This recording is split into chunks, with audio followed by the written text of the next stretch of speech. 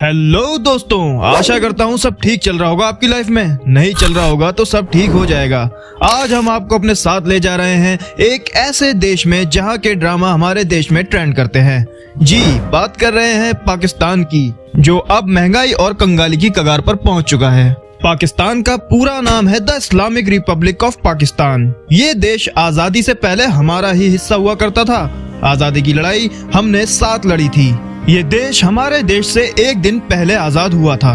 14 अगस्त को पाकिस्तान आजाद हुआ और 15 अगस्त को हमारा प्यारा देश भारत। लेकिन क्या आप ये जानते हैं, पहले 2 पाकिस्तान हुआ करते थे, एक पश्चिमी पाकिस्तान और दूसरा पूर्वी पाकिस्तान। इसे आज बांग्लादेश के नाम से जाना जाता है। पाकिस्तान की कुल आबादी 24 करोड़ है और इंडोनेशिया के बाद दुनिया का सबसे बड़ा मुस्लिम आबादी वाला देश भी पाकिस्तान ही है।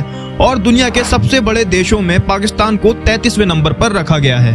पाकिस्तान का बॉर्डर वेस्ट में ईरान के साथ, नॉर्थ वेस्ट में अफगानिस्तान के साथ, नॉर्थ ईस्ट में चाइना के साथ और साउथ ईस्ट में भारत के साथ मिलता है। पाकिस्तान के साउथ में अरेबियन सी है। पाकिस्तान की राष्ट्रभाषा उर्दू है, लेकिन ये बात अलग है कि उर्दू सिर्फ 8% लोग ही बोलते हैं, बाकी आधे से ज्यादा आबादी सिर्फ पंजाबी बोलती है। पाकिस्तान जब आजाद हुआ था तो इसकी आबादी लगभग 3 करोड़ थी, लेकिन 1990 से सन 2009 तक इस देश की आबादी दुगनी रफ्तार से बढ़ी है। और अनुमान लगाया गया है कि आने वाले 8-9 साल में पाकिस्तान दुनिया का सबसे बड़ा मुस्लिम आबादी वाला देश बन जाएगा। खैर, यहाँ आबादी की वजह से ही आज इस देश का ये हाल है। पाकिस्तान का नाम पाकिस्तान कैसे पड़ा, क्या आप जानते हैं? असल में पाकिस्तान 2 शब्दों का एक नाम है। पाक यानी पवित्र और इस्तान मतलब जगह, तो इसका मतलब हुआ पवित्र जगह। अब ये कितना पवित्र है ये तो सारी दुनिया ही जानती है। हम सोचते हैं कि पंजाब सिर्फ हमारे भारत में ही है, लेकिन ऐसा नहीं है। इसका दूसरा बड़ा हिस्सा पाकिस्तान में भी है। लगभग आधा मुल्क पंजाबी है।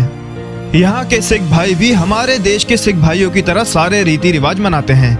इस देश में हमारे हिंदू भाई भी हैं। हाँ, ये बात अलग है कि बहुत कम मात्रा में हिंदू परिवार पाकिस्तान में रहते हैं, लेकिन कुछ गांव ऐसे भी हैं जो पूरे के पूरे हिंदू परिवारों से भरे हुए हैं। पाकिस्तान में आपको मस्जिदों के अलावा मंदिर भी मिलेंगे और चर्च भी। यहाँ दिवाली भी मनाई जाती है और ईद भी। लेकिन आप सब सोच रहे होंगे कि इतना सब कुछ हमारे देश के जैसा होने के बाद भी ये देश इतना बदनाम क्यों है आखिर? इसकी एक बड़ी वजह है आतंकवाद।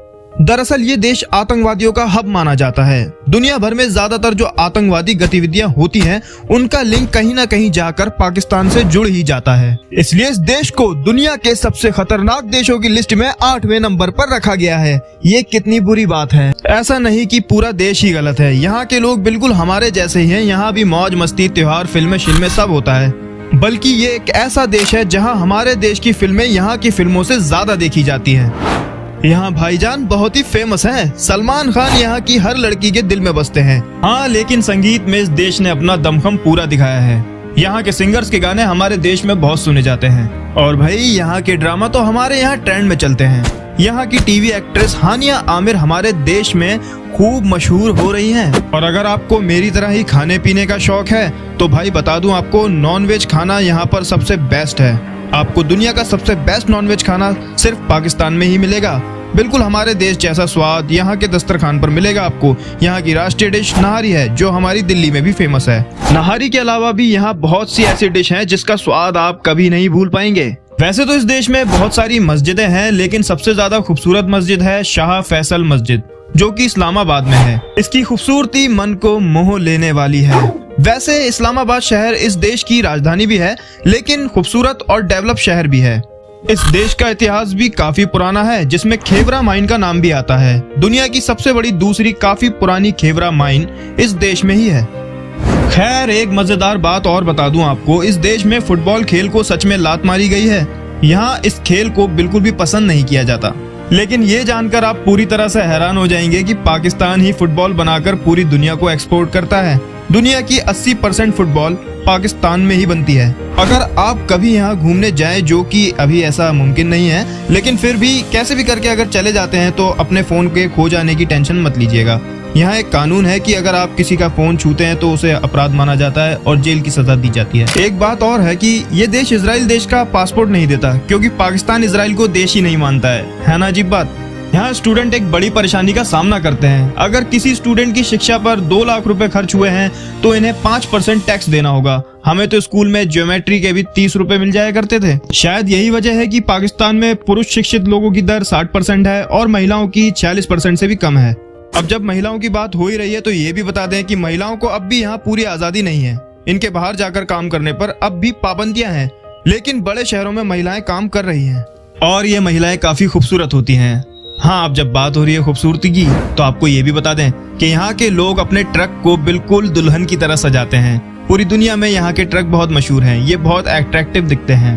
दुनिया का सबसे लंबा पत्थरों की मदद से बनाया गया हाईवे पाकिस्तान में है, जिसका नाम काराकोरम हाईवे है।